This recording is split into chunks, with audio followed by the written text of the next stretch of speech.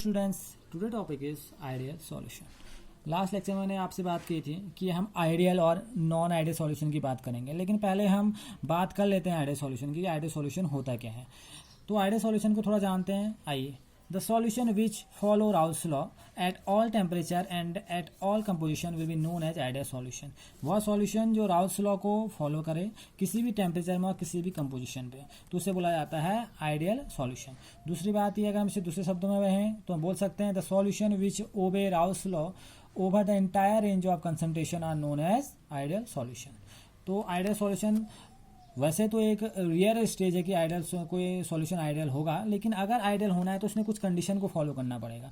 जैसे कंडीशन है यहाँ पर को दी है enthalpy mixing and volume mixing be zero. ये दोनों मिक्सिंग यहाँ पर को जीरो होनी चाहिए, यानी कि the enthalpy of mixing of the pure component to form the solution is zero and the volume of mixing is also zero. Volume mixing and enthalpy mixing zero होनी चाहिए। इसका मतलब नो हीट इज एब्जॉर्ब और evolve. ना तो heat absorb होगी, ना तो इन्वॉल्व होगी, ना तो निकलेगी और ना ही एब्जॉर्ब की जाएगी कंपोनेंट्स द्वारा, जो कंपोनेंट मिक्स हुए होंगे। ओके, अब आते हैं आइडियल सॉल्यूशन के बारे में थोड़ा और जानते हैं कि आइडियल सॉल्यूशन है क्या और ये बनते कैसे हैं। तो अगर थोड़ी सी इसकी और थोड़ी बात इसकी बारे में की जाए या इसकी करेक्टरिस्टिक्स के बारे में बात की जाए, तो ideal solution will be obtained only when the force of attraction between the liquid molecule are exactly the same nature and almost the same magnitude.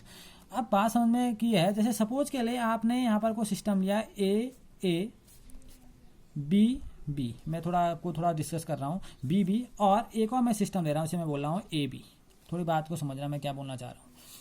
तो अगर मैं इसको एक्सप्लेन करूँ कि मैंने क्या लिए हैं, तो मैं ये बोल सकता हूँ आपसे कि मैं अगर आइडियल बिहेवियर को मैं सोच रहा हूँ कि आइडियल बिहेवियर क्या होना चाहिए, मैं इसको एक्सप्लेन करना चाह रहा हूँ, तो मैं यहाँ पर को दो कंपोनेंट ले रहा हूँ ए और बी, और प्योर कंपोनेंट्स हैं। तो मैं कह रहा हूँ in pure component the intermolecular attractive interaction will be type of A and B B. जो प्योर कंपोनेंट के जो इंटरमोलिकुलर अट्रैक्टिव इंटरेक्शन है वो ए और बी बी टाइप के हैं। Where as the binary solution, और अगर आप बाइनरी सॉल्यूशन का एडिशन करेंगे तो ये एडिशन आपका दो टाइप का आपको दिखेगा, ए और बी, इसमें अलग अलग होंगे, ए बी टाइप का इंटरेक्शन हो गया है, तो ये भी इसमें प्रेजेंट है, यानी कि आपका ए और बी बी और ए बी भी प्रेजेंट है इसमें। बात समझ में आया ना। प्योर कंपोनेंट्स के लिए इंटरमोलिकुलर अट्रैक्टिव इंटरेक्शन जो है ए और बी बी है, और बाइनरी सॉल्यूशन के लिए अगर आप एडिशन करेंगे, इंटरेक्शन करेंगे, तो ए बी टाइप का इंटरेक्शन निकल के आ रहा है। अब बात समझना मैं क्या कह रहा हूँ। If the intermolecular attractive force between A and B B, जो इंटरमोलिकुलर अट्रैक्टिव फोर्स है इनके बीच में, ए और बी बी के बीच में जो इंटरमोलिकुलर अट्रैक्टिव फोर्स है, are nearly equal to those A और बी। जब इसके नियरली इक्वल हो जाए, बात समझ में आना चाहिए, यानी कि इनके बीच का जो इंटरमोलिकुलर अट्रैक्टिव फोर्स है वो ए बी के इंटरमोलिकुलर अट्रैक्टिव फोर्स के लगभग एक जैसा हो जाए, बराबर हो जाए, नियरली उसके से बराबर आ जाए, this leads the formation of ideal solution. तो इसका मतलब है कि वहां पर को आइडियल सॉल्यूशन बन रहा होगा। इस बात को समझना मैं क्या बोल रहा हूँ। अगर ए आपने दो कंपोनेंट लिए हैं, ए बी टाइप के आपने कंपोनेंट ले लिए, आपने दो टाइप का वहाँ पर कोई इंटरमोलिकुलर आप बोल सकते हैं अट्रैक्टिव इंटरेक्शन दिखाए, एक आपने दिखाया ए और एक दिखाया बी बी, और एक बाइनरी के लिए दिखाया जैसे बोला आपने ए बी, बाइनरी यानी कि अलग अलग, तो दिखा दिया आपने।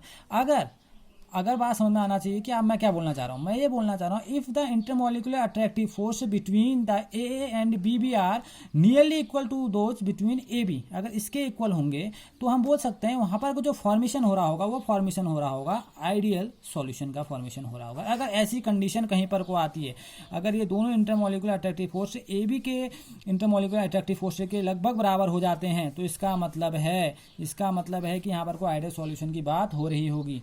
दूसरी बात, ये जो परफेक्टली आइडियल सॉल्यूशन होता है वो रियरर है। मैंने पहले बताया था आपको, एक रियर कंडीशन है, but some solution are nearly ideal. लेकिन कुछ सॉल्यूशन ऐसा होता है जो आइडियल सॉल्यूशन की तरह बिहेव करते हैं, जैसे कि आप बोल सकते हैं सॉल्यूशन ऑफ एनहेक्सेन एंड एनहेप्टेन। अगर आप एनहेक्सेन और एनहेप्टेन का बनाएंगे सॉल्यूशन तो that may be ideal. Okay, and secondly जैसे आप देखें बेंजीन और टॉल्विन का, तो ये भी आपकी इस कैटेगरी में बिलोंग करता है। तो हम अगर कुछ और जैसे कुछ कंडीशंस और भी इसकी होती हैं आइडियल सॉल्यूशन होने की, जैसे कि आप बोल सकते हैं यहाँ पर को जो इंट्रोपी मिक्सिंग होनी चाहिए भाई, इंट्रोपी मिक्सिंग की जो कंडीशन होती है वो भी ऐसी होनी चाहिए कि वो पॉजिटिव की ओर होनी चाहिए, तभी ये रिएक्शन प्रोसीड करती है। या जो आपका मैं बोल सकता हूँ आपका गिब्स फ्री एनर्जी जो है उसकी जो मिक्सिंग होनी चाहिए वो निगेटिव होनी चाहिए, तब आइडियल सॉल्यूशन बनाते हैं। तो ये काफ़ी कुछ कंडीशन है, mixing, volume mixing, enthalpy mixing, entropy mixing और गिब्स फ्री एनर्जी मिक्सिंग। अगर ऐसा कुछ कंडीशन यहाँ पर को निकल के आ रही है, यानी कि अगर मैं बोलूँ यहाँ पर कोई कंडीशन को यहाँ पर को लिखूँ आपको, तो मैं बोलूँगा डेल्टा मिक्सिंग एच यानी कि इंथैल्पी मिक्सिंग भी जीरो, आपकी वॉल्यूम मिक्सिंग भी जीरो, आपकी जो इंट्रोपिक मिक्सिंग है वो पॉजिटिव होनी चाहिए, तब ये आपकी बढ़ेगी, और जो आपकी गिब्स फ्री एनर्जी होती है उसकी जो मिक्सिंग है वो निगेटिव होनी चाहिए। ये कुछ कंडीशन फॉलो, जो इस कंडीशनों को फॉलो करता है वही आपका आइडियल सॉल्यूशन होता है। एक रेयरर कंडीशन है, लेकिन अगर कोई ऐसा बनाता है तो वो आइडियल सॉल्यूशन को फॉलो करता है, वो राउल्स लॉ को फॉलो करता है। क्लियर है? आज हमने जाना कि आइडियल सॉल्यूशन होता क्या है, इसके बारे में हमने सीखा, इसकी कैरेक्टरिस्टिक्स के बारे में सीखा, इसकी कंडीशन के बारे में सीखा। अब हम नेक्स्ट लेक्चर में पढ़ेंगे कि नॉन आइडियल सॉल्यूशन क्या होते हैं। Okay, thank you.